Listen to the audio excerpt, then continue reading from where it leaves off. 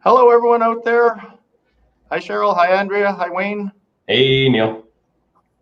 Donna today, folks, is... Hello. Oh, she's letting us run on our own. She's not in on this broadcast. Could be dangerous. Now's your chance. Now's the chance, exactly. So today I'm going to say the topic, Wayne's going to have to read it to say exactly what Donna's version of it was. And I put Wayne on the spot. Today is all about getting unstuck. Getting unstuck. A very special edition of Monday Main Event. Our focus team leaders will be mentoring a new student on the obstacles Cheryl is facing as she enters into the investing world. What's holding you back? Perhaps we can help. Is that okay? So, everyone say hello to Cheryl. We'll spend a little time. Cheryl's going to talk to us a whole lot, and then the three of us are going to just maybe do some brainstorm and see if we can provide some possibilities on what would be some appropriate next steps. Because I would say the one thing that everyone in this room, in this broadcast, has in common is we all started at some point in time somewhere. We all took first steps, baby steps, couple steps, and sometimes they weren't in the right direction. So sometimes we turned around and took a step in a different direction.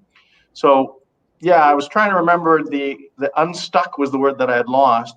But certainly I think another way to put it is investor spotlight on these. And when I was reading your post, Cheryl, I love them because I can tell you're engaged. You want to learn. You're asking good questions. You got to, hey, I'm in this market. I'm looking at this. In that group, in this culture that's been created in Barry and Donna's creative group there. And that's what I like seeing. So when I see someone who's invested and engaged, that jazzes me and gets me excited. Mm-hmm. Investor spotlight doesn't necessarily have to be on someone who is only showing, hey, there's Donna. Hi, Donna. Showing successes in their world, right? We all started there at one point in time. So that's kind of when I read one of your posts, I'm not even sure I remember exactly which one it was, but I sent Donna a note saying, can we make this one of the live investor spotlight type things? And getting unstuck is maybe a subline to investor spotlight because you're an investor. So let me go back to, I don't know how this works. When I'm working on being. Say again. She said she's working on it. I'm working on being the investor.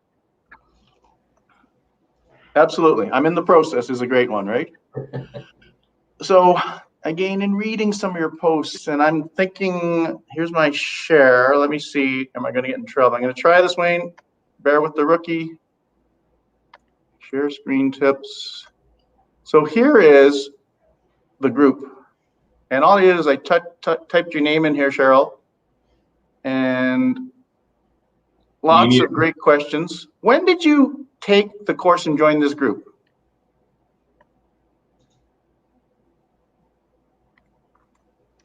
Last summer. I took it. I would have started with Barry and Donna last year, probably early spring. And then I came out to Alberta and I had to sort of retake everything that I had already learned through them. Gotcha. And I can't tell you exactly. Let me see if this works on share. I think that's it now, right, Wayne? Oh, I will pull it in. Sorry about that. Just give me 1 sec. There we go. Okay, so this is way at the top here. I guess it doesn't show. It's the creative real estate education group that we're broadcasting into right now. And I typed your name in here, Cheryl. And like I say, there's some good comments. There's some great questions. And you were asking, I think, at one point about Cold Lake. And then you're asking about asking about market research. There's lots of great questions for those of you who haven't read through these. I'm not going to read them all, but you can tell here's someone who is where we all were at one point in time, trying to figure out some direction to take that allows you to get forward. Amortization period, 25 or 30 years, or what and why? Great questions. got some 29 comments. So you're creating some good conversation within the group. And I'll say that to everyone else who's watching this, ask questions, because we all ask questions at one point in time. And I'm always learning stuff that's going on. And I'm trying to see if I can find the question that really made me reach out to Donna and said, I think it was this one, Cheryl. Can everyone see that one? I'm going to defer to Wayne. February 9th. Just want to know the answer. Post by Cheryl. So here goes. Are people still finding AFS deals in the hot Okanagan market? Because that's home to you in that area, correct? Yes, Vernon is. Right. So are people finding AFS deals out in the Okanagan? I know there's some members in this group who are out in that area. For single family homes, or are you having to go in with a JV partner if you don't qualify mortgages? I know there's lots of motivated sellers in Alberta, but not sure about long distance relationships with properties. And I said, okay, I know that you had been looking in the, was it Cold Lake back when? About in December, you were asking questions about because that's where one of my boys are. Yeah. Right. So you dipped your toe into the Cold Lake market, right? Looking at the market there, seeing when, and actually had a few conversations with sellers, seeing if there was a possibility for a creative deal. And it's not to say that that's gone now, but that's a possibility for you, right? And then I see another question that says, hey, well, what about the Okanagan? And I'll see questions from people that say, can we do this in Nova Scotia? Does this work in Ottawa? Does this work in downtown Vancouver? And again, there's a lot of us folks here who are Alberta based, and we know and we've seen it work in different places. And when I say it, again, there's so many different versions of a deal. And that's kind of where my brain went with it. And Donna, like I say, silly enough to put us into the show without being here to monitor. Foxes are in the hen house, Donna. So here we are. So I'm going to do every now and then I got to be quiet and just say, tell us a little bit for those of us who really don't know you other than we've chatted back and forth in Facebook and seen your questions and answered a few of them. Who's Cheryl? Well, Cheryl's a real estate investor before she knew what she was doing, got in over her head, just about lost it all, but managed to sell it, save face, and then started my real estate investor education. Now I've gotten a fair amount of education and I'm stuck. I need that little push or a little confidence, or there's just a little something missing. Okay. I don't know. I'm hoping your wise group here can help me.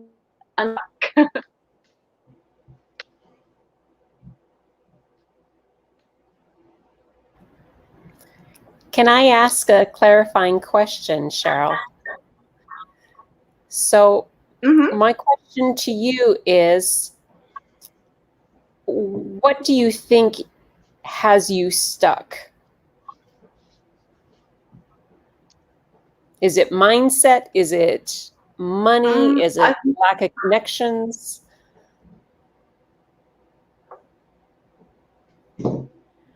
At first, I'm going to say a lot of it was mindset. Like from the first few properties, it's like, I'm going to do it, I'm screwed, I'll lose property. So I get that out of my head because I've done the education now. I know how to look at it not as a consumer, but as an investor. And I think that was a big part for a while.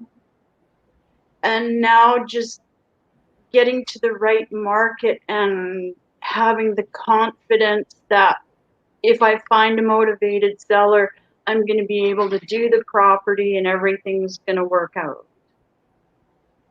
Great. And so how would you define the right market? Is it something that's geographically close to you? Is it something that's more depressed or something that's more active? Is it a certain size of town?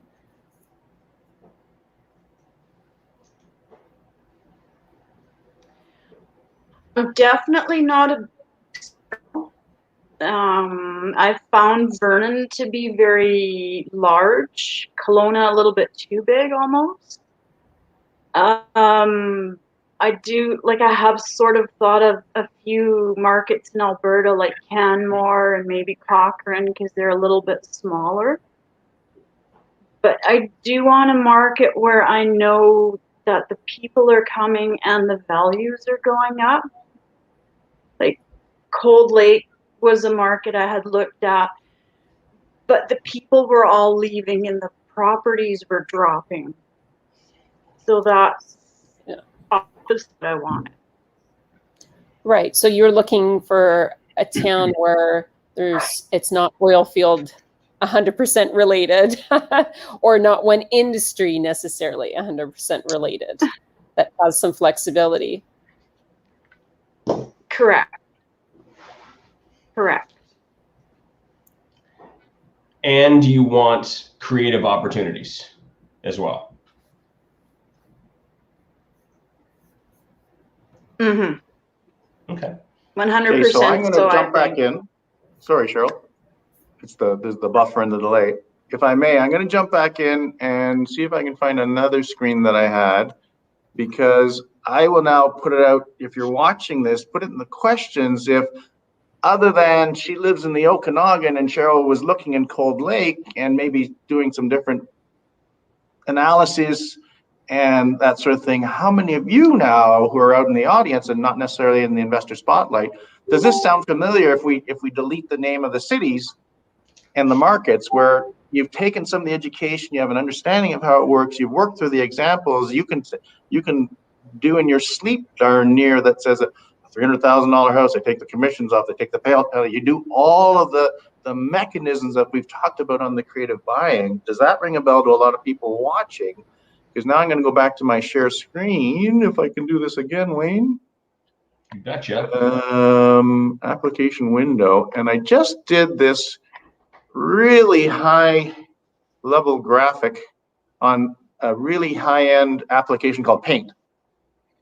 And here's something that from years ago of being a sales manager, see if this makes sense. And I'll ask you this, Cheryl. When you first, on the far left, in your enthusiasm and energy labor, and along the horizontal line, you were talking time.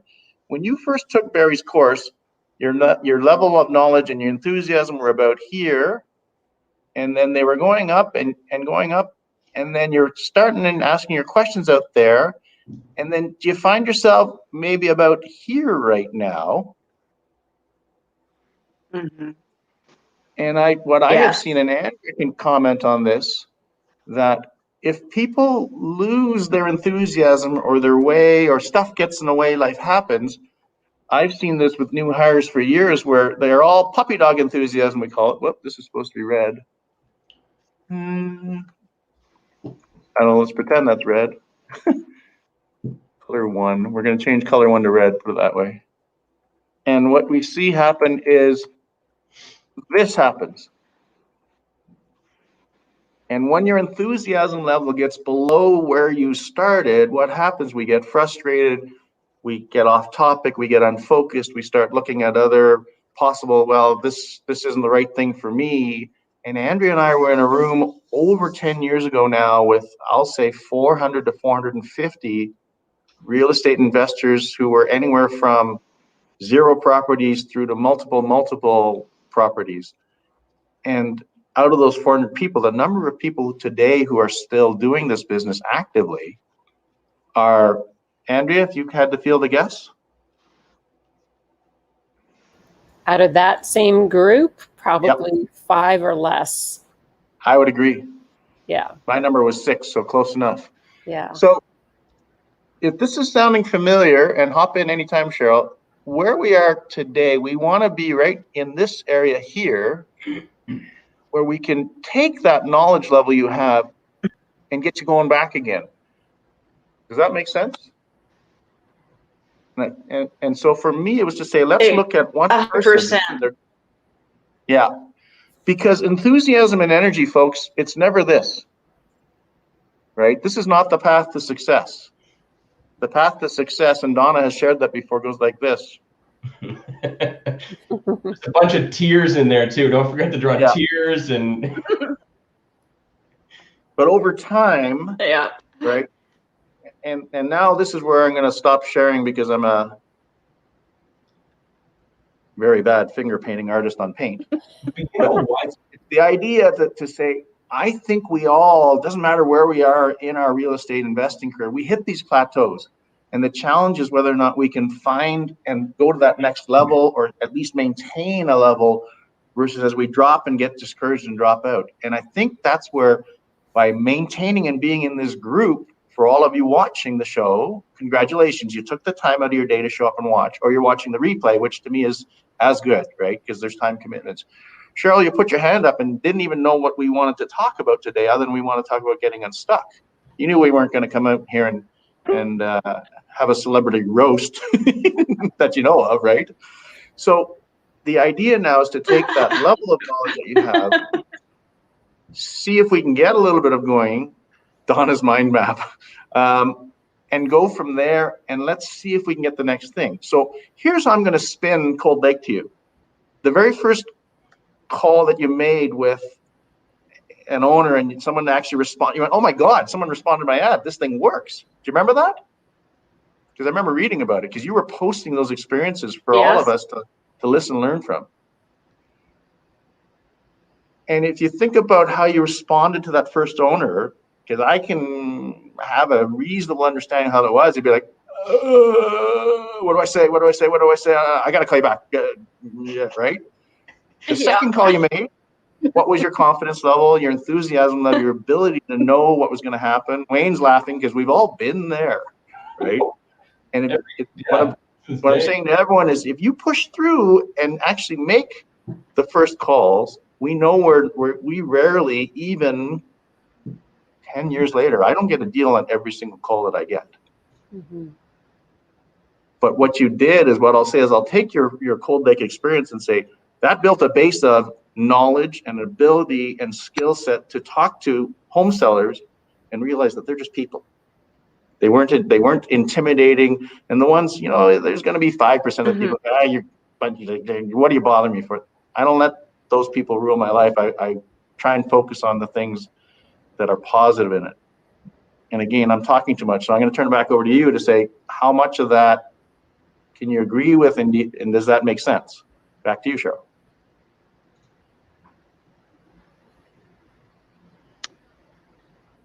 Yeah, it makes a lot of sense. That first person, the first conversation was horrible, terrifying, scary. The conversation with him was a lot easier, and the conversation led me to going over and giving him an offer on his place. The only reason the offer went sideways was somebody talked him out. It was difficult to hear you, but I think what you said was that somebody talked to you. The only reason it went sideways was because someone talked him out of it. That's what I heard. Yeah, I just want to make sure that everyone else could hear that. Unfortunately, Cheryl, you're very, very choppy. We're getting the gist of what you're saying, though.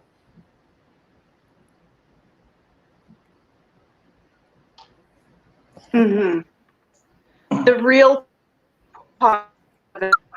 Yeah.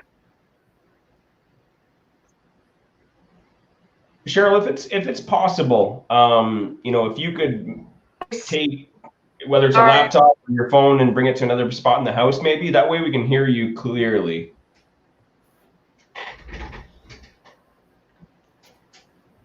You could, I think she's now frozen. Yeah. We'll see if she pops back.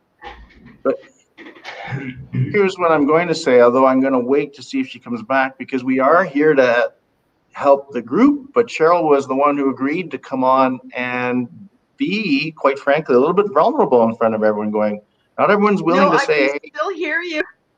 Yay! Okay. You're frozen though. Is it worth that she shuts off her video portion of it, Wayne, so that we have like does it will cut down the definitely bandwidth help. and then If her you audio is better? can, on the bottom of your screen, it says stop cam. If you go stop cam and just have audio,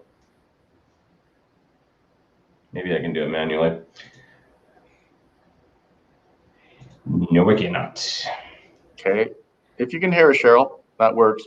So here's kind of what was in my brain again, and it's a scary place to be. I know that.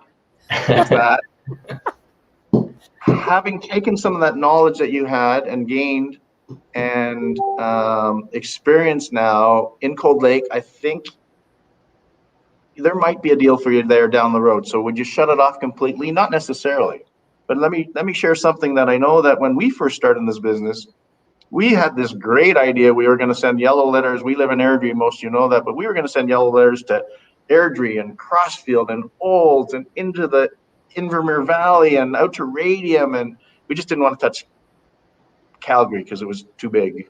But we were going to go to Strathmore and Cochrane, and this was in the days when Airdrie was 45 or 50,000 people, and we quickly realized that for us, it didn't make sense to try and learn all of those markets. You know, I'm 12 minutes by car from the north end of Calgary, and I can't tell you all the Calgary neighborhoods, but I got a call from a realtor the other day, and I said, "Is it east side, west side?" And he goes, "I don't know." And he gave me the address, and I could picture where the street was, and I'm fortunate that way that our town is the right. Oh, we definitely lost her there. She'll come back. She'll come back. I say, I'm so Cut you off. Andrea has to get going here very shortly. Okay. So, you know, maybe give her an opportunity to share her thoughts so that way Cheryl can catch it later when she rewatches it. That's the most polite way I've been told to shut up in my life, Wayne. Go ahead, Andrea. Yeah, so I was just going to mute you, but maybe just to further where you're going, Neil, I agree. Like Red Deer's only 100,000 people, so it's very easy to become an expert in your area. And I think where people get into trouble is, for example, for Edmonton or Calgary or larger centers, you try to take on too much of the city, and you just simply can't be an expert in all areas. Mm-hmm. So I think it's important to choose certain neighborhoods that you want to target and really get familiar. And once you know what the values are in those neighborhoods and you're watching the listings on MLS, or, you know, you have your realtor sending you different listings based on the criteria you're looking for, it makes it a lot easier to be confident when you're talking to people and know what your values are, so that when you find a good deal, you can take immediate action on it. So that's my recommendation. And if I had a mic, I would drop it. Thank you all. Andrea, succinct. There we go. Oh. You gotta head out? Okay. Yeah, heading out. See you, Andrea. Bye. Cheryl, I'll just mention again, in case you couldn't hear me earlier, there is a button at the bottom of your screen that's oh, she's gone. Yeah. Hi, Neil. Hi. So we'll wait for her to come back, or she can pick about it. Yeah, 200. I'm just reading a comment going across here, Joe. 200 different neighborhoods in Calgary. I don't know them all. You know, I'm not even sure the Calgary realtors know them all. They probably do, quite frankly, but I'm learning as like anything north of the Yellowhead in Edmonton, to be honest. There you go. You need to know, really. Yeah. I mean, so I literally have some envelopes from Yellow Letters that we paid for the postage and stamped them. They're 10 years old, these stamps that have never been canceled and put through the system, because we're not sending Yellow Letters that are now 10 years old out to BC. There's no return on it. So as we wait for Cheryl, and she may get back into the room if she doesn't because her internet's not there, it might be in the replay. What really kindled my interest in this, Cheryl, also because I know that the RTO workshop is coming up. So it's kind of like those two things happen to come together at a time that might make sense. Mm-hmm. So perhaps if you're in the Okanagan and you want to be a specialist in your hometown, there are some advantages. I know lots of investors, obviously, that do long distance investing, could be way over to the other end of the country, and people are, you know, based on the West Coast and they're investing in the East Coast. But if you wanted to understand the the local market, you might want to go back in this case, Cheryl, and have a look at the rent-to-own workshop that's coming, but also listen to the story of the Olivers. I think she is going to the rent-to-own workshop. There you go. If you're signed up for that one, what popped in my head was going, okay, you had asked a question again that talked about what is the opportunities for AFS here. If there's not any AFSs there, I think if we were to ask the Olivers during the RTO course how many agreement for sale purchases they've done, my gut's going to tell me that it might be a few here and there, but they are the RTO specialists in their market, and they've had the benefit. Here's your, for all the Ontario people are going, I can't find an AFS. Well, what if you maybe just looked for something creative that's not AFS based, and you do a joint venture instead of as a buy and hold, joint ventures on rent to owns that have built-in appreciation. You know, folks that have listened to me, I'm the one who's always railing, going, please avoid, if you can, trying to buy a property in Alberta at $400,000 and sell it to your rent-to-own buyer on 6% appreciation per year, even 5%. Because we're in a very interesting market today where there is some, again, not in the whole province, not in even every segment, but everyone in Calgary knows that if you're in an entry-level market and you've been watching, there's it's actually a seller's market right now. Here's a quick stat for you. Here in Little Old Airdrie, in the last 24 days, between $425,000 and $450,000, very small segment, 24 houses have been sold. And as of Sunday, there were 13 for sale in that same price point in the market. And guaranteed that some of those are already under contract, just not marked. In fact, one of them this morning went on that. So there is, quite frankly, there's about 15 days and maybe even 10 days of supply there. It's unheard of.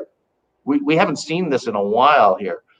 We don't know, again, because I tried to say that that's sustainable given the last 6, 8, 10 months that we've gone through with this pandemic and what started as V-shaped recovery, sharp down, sharp up, that became, no, maybe it's a U, maybe it's the Nike swoosh long, and the latest one is the K. If you're on the right side of that K recovery, there's low interest rates, there's pent-up demand, and it has created a bit of a frenzy in the market here. And again, hey, I got to this part, this all the way through, and like, I don't know where I was going with that statement. I'm loving it because I don't have to do any talking. Thank you. Cheryl, back in the Okanagan, if you have a market there that my understanding is it's fairly steady, it might have just blipped like everything else in the pandemic time, but since then has continued its predictable trend of moving up because there's in-migration, there's all the stuff happening there. People want to locate, there's a spillover from Vancouver and all of the underlying economics that drive that, the in-migration and the stuff that I'm not even aware of at that granular level. Maybe the story of the Olivers might resonate with you, and can you build a business around that?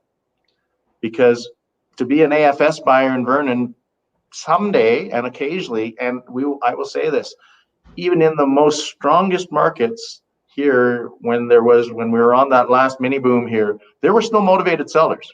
They don't ever completely go away because life happens, as the expression goes. There are people who are in their marital status changes, right? They get married, they get divorced, their job changes, they have to move. So there's always potentially someone, there's an entrepreneur who had a great idea in a great buoyant economy, let alone right now, who it didn't work, and they unfortunately ended up in a situation. So there's always opportunities, buying opportunities. There's always motivated sellers. Wayne, I can see you trying to jump in. Just looking for that perfect segue. Problems. You're referring to problems. There's always problems to be solved. Agreement for sales, rent to owns, all the different creative strategies. There's solutions, right? I can't stand it. I act super cool and I keep my mouth shut, but I can't stand it when people say there's no deals in Ontario, there's no deals in Nova Scotia, there's no deals in BC or Saskatchewan or Edmonton or Calgary. It doesn't work. No, it's just, you have a tool. Something needs to be fixed in order for you to use that tool. right? Otherwise, you're just carrying around a wrench, right? There are things to be fixed out there. You just need to recognize those problems, those things that need to be fixed, and offer the tool, offer the solution. So if you're thinking that you're just going to put a wrench out and someone's going to say, yes, please, I need to use it, it doesn't work that way. You have to find the problem that needs to be solved. It's business, it's sales. I had a revelation a few years back, and I remember walking into the kitchen. I went to Gab, and I said, I just realized, I thought I was offering a service. I thought I was solving people's problems. It's sales. You have to sell this in a way. And I didn't like it, because now I'm like, oh shoot, now I have to sell this in a certain way. But it's you need to. I lost it. Now I lost my train of thought on where I was going with this. Son of a gun. Using the wrench analogy, the other version you need to of this recognize the problem that needs to be solved, and you need to focus solely on that. If you think that you're just going to go walk up to someone and say, hey, would you sell me your house with terms, and you carry the mortgage for a period of time, and I'll take possession of it? I mean, why would they do that? They have other options. But if they have problems, like you said, marital problems or job loss, or you name it, this tool may solve that problem. And there's problems in Ontario, there's problems in Saskatchewan, there's problems in BC. You just need to recognize what they are and then offer the right tool for it. And that might be rent own, that might be agreement for sale. And if there's no problems there, then move somewhere else where there is a problem, where you can use that tool or that solution. But no, that's a great comment. I mean, the last mini workshop that we did as a group on the weekend with Barry and Donna and everyone in the focus team was the creative combinations, right? Which meant that not only did they have the wrench out, they had a set of pliers and a screwdriver and a hammer. And to use your analogy, right, there's that old analogy that says if all you have is a hammer, everything looks like a nail.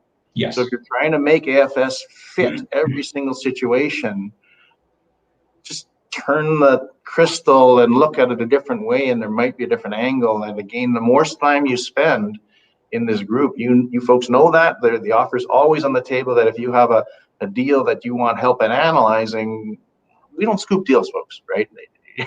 We don't get invited back if we do, and it's not who Wayne, Andrea, I, or anyone else on the focus team are, but we all learn by growing better.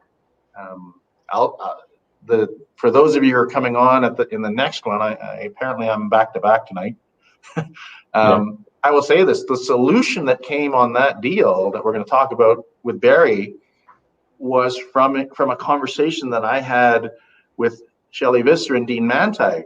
We chat occasionally. We have a group chat going, and I said, here's what I have. I sent them the documents, and Dean was the one who said, have you thought about this angle? Enough on that, because we're going to talk about that in the next hour. Right. But yeah, the hive mind, folks, solves lots of problems. And again, that goes back to some of the other stuff we've talked about. If you're not in a good mastermind, consider joining it. If you want to get serious about this, Andrea said 400 to 5. Well, she and I and friends of ours in Edmonton were three of the 5 who I know are still buying houses creatively today and employing some of these strategies that, quite frankly, have not changed in technique, and we've watched it come and go. Back on your graphic there earlier, where enthusiasm and the time, what do you think causes, obviously Monday right after an event, I mean, you just believe everything's possible, and everybody's doing these amazing deals, I can do this too. And then, like you said, it slowly comes and gradually comes down. What causes that to go down? That's a good question. One is that I think, again, it's part of human nature that says, ooh, shiny pebble, ooh, shiny pebble. I know I'm guilty of squirrel big time, right? Oh, what's that over here? What's that over there? I'm going to chase that. Right. When we used to go to the monthly meetings live of real estate investors, and you folks know there's multiple groups out there, so I can name or I can't, but when you would go to a live meeting, we would say we were going there to get our monthly sugar, because we walked out of there going, yeah, we got right, and hanging out with like-minded people. If you're in a mastermind group, or you have a group chat set up with a couple other folks in this group, and you could be from different ends of the country or different areas of the province, we set up our mastermind so that we were all rarely competing for the same tenant, same property, but we understood the concepts of what we were all doing. So to answer your question, I think what happens is life happens, quite frankly. Everyone's busy and focused. But you think about everyone who came to one of Barry and Donna's courses and have committed to come on March 6th to the RTO to learn about it. There's a desire. And that was my one question. Cheryl, I might challenge you to do this. Sorry, here it comes in the group thing. Share with us, if you would, your why. That's one thing that a lot of the real estate investment people talk about. Why are you all here today? And if you say it's to get rich, I'm going to call, are we allowed to say, well, I just say BS, right? Horse pucky. And it's when you identify what's really important to you, and it really, quite frankly, shortcutting, it comes down to, for most people, family, and usually family and friends, right? And that's what matters. And money doesn't make the world go around. And sure, it makes it more easy. But when people have a goal of $1 million, they need to dig a little deeper. And that could be, Donna, here's a theme, goal setting. And when you do figure out your goal or your vision or whatever that is, it needs to be measurable. Start with what it is, not about don't start with the numbers, start with what it is, then go down to that measurable amount, whether that's time or whether that's money or whether that's whatever resources it is. So then you can work your way down from there. Because if you don't have those two things, you don't have something to attach to. And yeah, you come out of that weekend, yeah, this is amazing, I'm gonna try it, oh, it's hard. And then you go somewhere else, you go a different direction. There's actually, for the people who run the online courses these days, because they can't book the BMO Center or the Shaw Center in Edmonton anymore, the people who go from weekend or month to this to that, there's a name. They're called seminar junkies. They're always looking for the quick, get rich quick. Yep.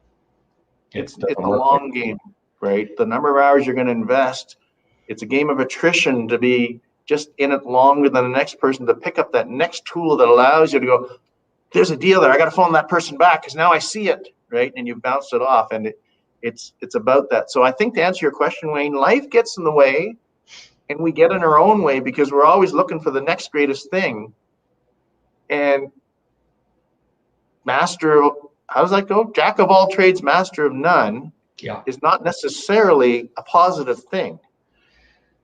So to bring it back into Cheryl context again, I think Cold Lake was great because it had an opportunity to have some interactions with people that she could speak to, that if there was a deal there, she had an ability and a reason to go there, right? So she understood the market, but in looking at the market, she may have went, oh, do I really want to take over a property in a market that potentially the values are only going to go one way, not knowing much about Cold Lake personally, right?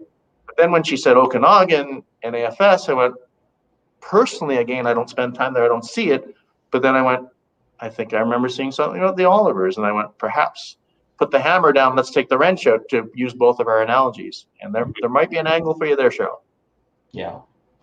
I also think that when you come out of that weekend, what causes that big spike is this certainty of, the certainty of all the people on the stage. I've done 100 deals. I've done 400 deals. I've done all these deals. You can do it too. There's huge levels of certainty from that. We're like, oh, if they can do it, I can do it. They've given me all the tools. And then Monday you go and you do it, and then you try a little bit, and either you get kicked or you're successful. You get a good phone call, but then all the other stuff starts rushing in. Oh shoot, what if I do get this deal? How am I supposed to do this? Or oh shoot, what if I do get? Whoa, and you get a little scared, and the certainty goes down. Then the confidence is right behind there, and most people, after 4 or 5 days, if they don't take immediate action after that course or that event, they normally start second guessing it, and then they kind of go back to their notes, and then they think about it. And then they just say, well, I'm just going to add it as a tool in the toolbox. And they never do it. Now, what I love about Cheryl and everything you said, and when you scrolled, she still has, it was August was that course. She still has that enthusiasm and that certainty. I think that's what drew you so much towards her, was because, a lot of people have kind of given up on it since that course. Some people have actually taken action. Some people they won't admit to it, but let's just be honest. Some people have just given up on it. It's a little too hard. But that's why we wanted to have Cheryl on, was because she hasn't quit. She's still trying. She's still asking questions. So Absolutely. So, oh, I had a thought that came in. sorry, man. Looked like you were trying to get in there. In one ear and out the other. But again, oh, I know what it was. Wayne, I remember Donna just called us a bunch of tools. Yeah. I remember that the challenge that you and Donna, and I apologize if there was someone else, and Gabby spearheaded post one of the weekend, right, events. There was a varying level. What's this? I said something wrong? No, I'm biting my tongue. Are you referring? There was a varying level of response from how many people started with you folks? And was it a 6-week challenge, a 6-week action challenge? For those of you who are new to the group, after one of the previous Barry and Donna weekend events, there was a 6-week challenge that was put out, and it was no charge to join, correct? Jump in anytime. Free. Started with? Oh, 20, 30? Finished with? It's been a while. I can't recall. Not 20 or 30. Yeah, maybe half? Yeah. Right. And attrition is natural. There are going to be, out of those 15 people, let's say, who didn't finish, we know that life does truly happen. But again, another thing that has been said over the years, I am in the habit right now of trying to stop saying, I don't have time to do. We make choices with our time. I choose to spend too much time on the, hey, it's a BlackBerry. I got to put a little promo out. New BlackBerry's coming this year, folks. On my phone, scrolling Facebook, scrolling Instagram. What did we do with that? Where did that hour in our lives go 10 years ago? It was free time then. And again, so that's why, Donna, if we spend a little time on the why, right? If you have a laser focus on where you want to get to, why you're here watching this, you've taken the time today. Thank you for coming out and listening to me babble and Wayne try and keep me in check. And it's that laser focus on where do you want to get to? Is spending more time watching YouTube videos of guys crashing their whatever, right, skateboards, going to get you to your goal or not? It's easy, it's entertaining, it's mindless. I ask friends all the time for, hey, what are you watching on Netflix? And of the 15 suggestions, I bet you I get to watch one, because if we watch 40 minutes a day on average, that's probably it. We don't binge because, it's a choice that we made. And that, it's not to say that it's better. It's just habits is all. Right. Eye on the prize. And the reason why I kind of zip my mouth shut was because I don't have anything bad to say about anyone that did not make it through the 6-week challenge. We did that as an extension because what we believed was necessary in order for someone to actually get a deal. So it's not just about attending the event. You need to go and you need to take massive action immediately. And so we had weekly challenges, not challenges, but tasks that needed to be done. And I truly believe that if you were to complete all of them, which no one did, all of them, then you would actually find it, the deal and get your one damn deal. I don't have anything bad to say because what everyone decides to do, you talked about decisions. Decisions are, life is full of decisions. You make whatever decisions you want, you live with them. Just don't complain. And that's what I don't like, is when people complain. There's no deals. It doesn't work. How come this? But they didn't take the necessary steps in order to actually get it done. So if it means enough to you, you will do those things. But I don't have anything bad to say about the people that were there. A lot of people, they contributed, they did some great stuff, but it's all good unless you start complaining, right? Is it fair to suggest, though, that if you checked hit more of the checkpoints, that probably the probability of you being closer to doing, either have done that first damn deal or gotten to the first, or be close to the first damn deal is greater? That's kind of goes without saying, right? The tasks that we added, the weekly challenges were very specific because those were the difficult things that needed to be done. And we just wanted to get them out of the way. So that way the uncertainty is gone. You know what I mean? What happens? Oh, what do I say if they call me? You know what I mean? Those uncertain feelings. So you just get them out of the way. Now you can have the confidence to know what's going to happen, what people are going to say. And we wanted to put people in those difficult situations so that they didn't avoid them. These are the things that you have to do. You need to make those, you put yourself in those uncomfortable situations. What do they say? Like you can't have any growth in your comfort zones, right? You have to step outside of your comfort zone in order to have any growth. And whatever it is that you're trying to grow to, you need to be crystal clear on what that is. And it needs to mean enough to you in order to put yourself in an uncomfortable situation.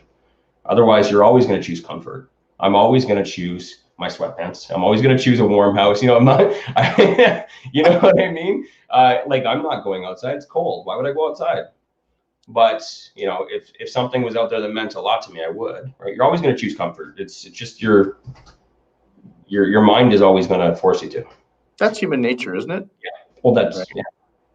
I know I'm externally motivated. If we didn't have an appointment to meet with our personal trainer, I'd blow it off. I had to hire a trainer. It's so dumb.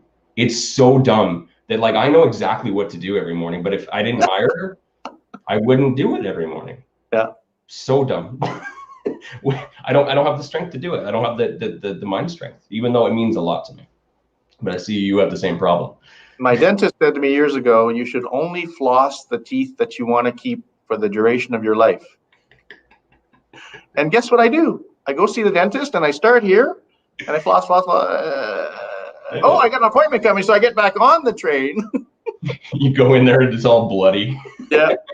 External motivation, man, again, if we could all figure out how to have our motivations internally line up with those goals that we wanted. Mm-hmm. Right. I do have a question here from Daryl, and I want to get this because I know that we're going to have to cut it right at 6 o'clock. Because for anyone who's taken one of Barry McGuire's courses before in the past, and you've been invited to Barry McGuire's Student Success Group, which is a completely different exclusive group for past students. There is a special event tonight at 6 o'clock. Neill is going to be doing a segment on agreement for sales and foreclosures, which I am super excited for, and you know why. But that's at 6 o'clock, so we got to make sure that we keep her on track today. The question from Daryl is, if you were 22 years old again, what would you do in order to get to where you are now? He's asking you that, right? I'm older than dirt. I can't remember being 22. What's that? I say I'm older than dirt. I don't remember being 22.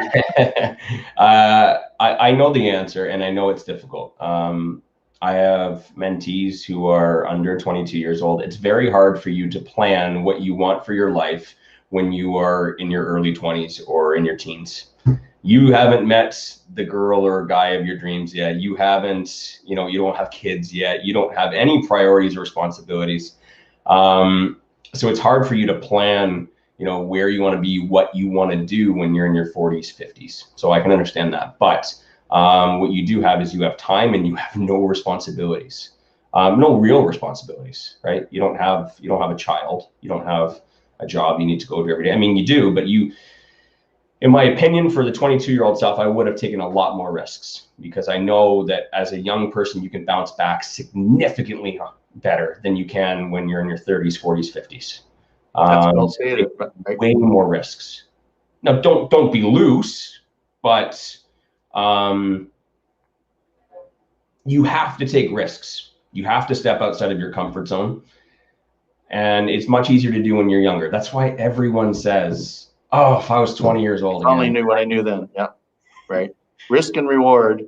And risk is an assessment of risk to say, is this a crazy risk or is it a calculated risk that has, again, some people are always trying to hit the ball over the fence in the baseball analogy, and home run hitters tend to strike out more, but they hit a lot of home runs. And solid line drive single hitters also have a place on a baseball team and probably have a higher batting percentage. So yeah, I think you're saying a version of the same that says if you had met me when I was 22, I wouldn't be on this screen right now, because in my early and mid 20s, I was that person who didn't, I looked at the ground, right? I did not put eye contact out there. I was right. And negativity and all that sort of thing. And here, I will share this one, that this is a story that comes to mind that I haven't told in a while. I was probably 20, can't remember, upper 20s by then. So maybe it's not 22, but still in my 20s. And a gentleman, an owner that I was working for at the time, who I consider to this day to have been one of the positive mentors in my life, and I still talk to him every now and then. He came up to me and I'm like, he could tell. He says, "What's wrong?" I said, "I'm just having a bad day." He says, "Oh, really?" I said, "Yeah, bad day." He goes, "Bad day, huh?" And he said to me, and this has, again, decades later, it's still with me. This is in the 90s we're talking about. Yeah, I'm not that old. He said, "Neill, I'm going to rephrase it to you." He says, "I don't think you're actually having a bad day." I'm like, "Who the hell are you to tell me I'm not having a bad day? What the," right? He said, "I think that some of your days are better than others, and today you're maybe just not having as good a day as you've had in the past." And I went, okay. And then he proceeded to say, "I'll tell you what, though, the next time you think you're having a bad day, because you're not today, the next time you think that you're having a bad day," he says, "you let me know." And he says, "We'll go down to," and for those of you who know the Regina context, "we'll go down to the Wascana rehab. And I'll show you a bunch of people, and it's not addiction rehab, folks. I'll show the people who are having a bad day. And these are people who physically, medically are having a bad day.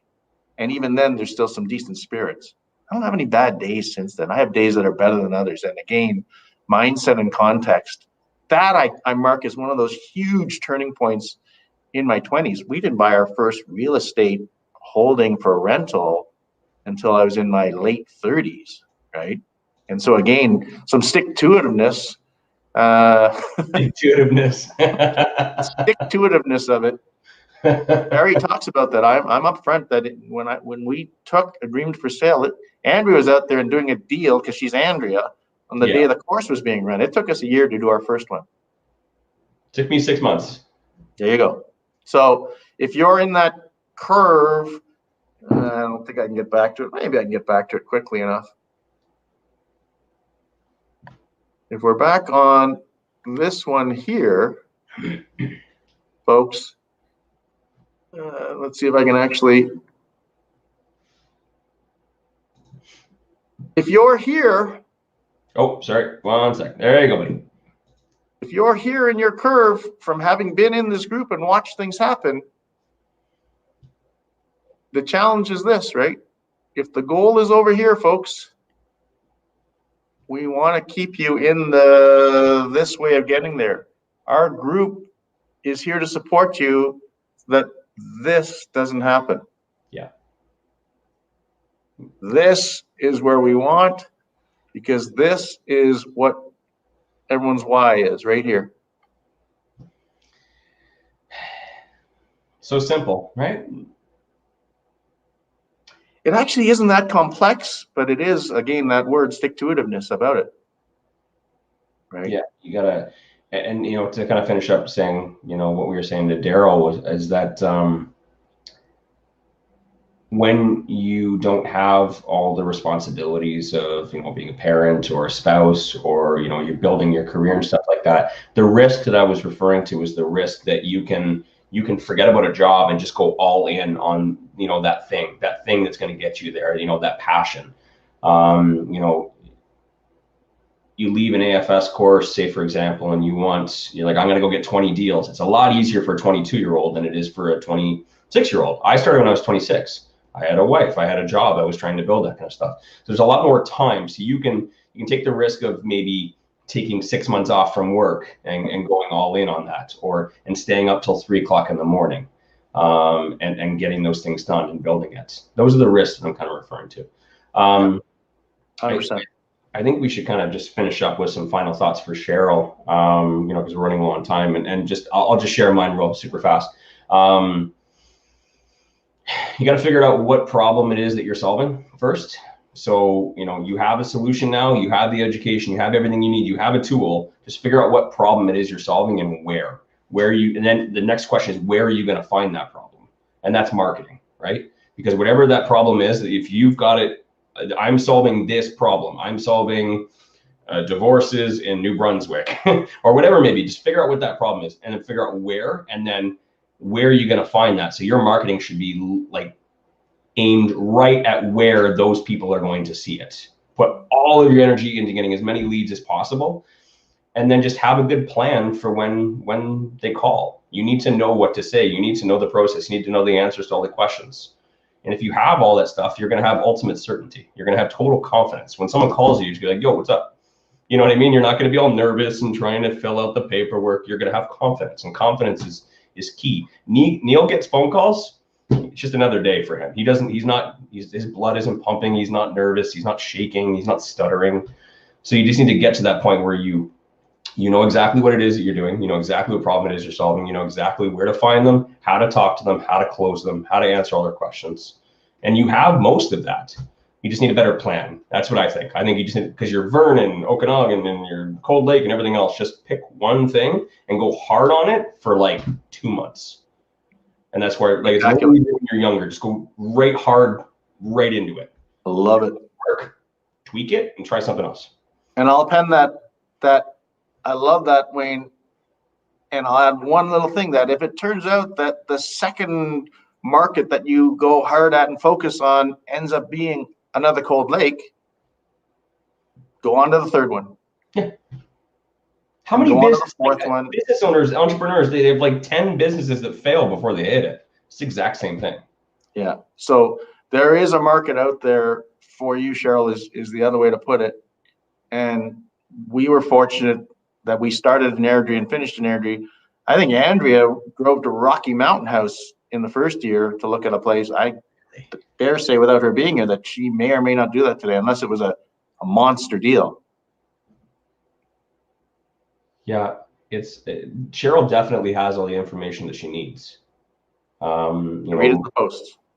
Yeah, the course, the manual, everything you receive, everything's there. It's just coming up with a good, solid plan, and just the confidence. I mean, what other things would you add before we finish up? I mean, what's your advice for Cheryl if you were just gonna put it into one last comment? I kind of think you covered it, Wayne, that says if it is truly that, if the tool that she wants to focus on involves agreement for sale, by all means, focus on one thing.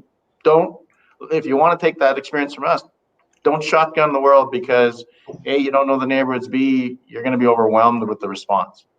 And just keep going, keep going, keep going. You're that close because the next call could be the deal.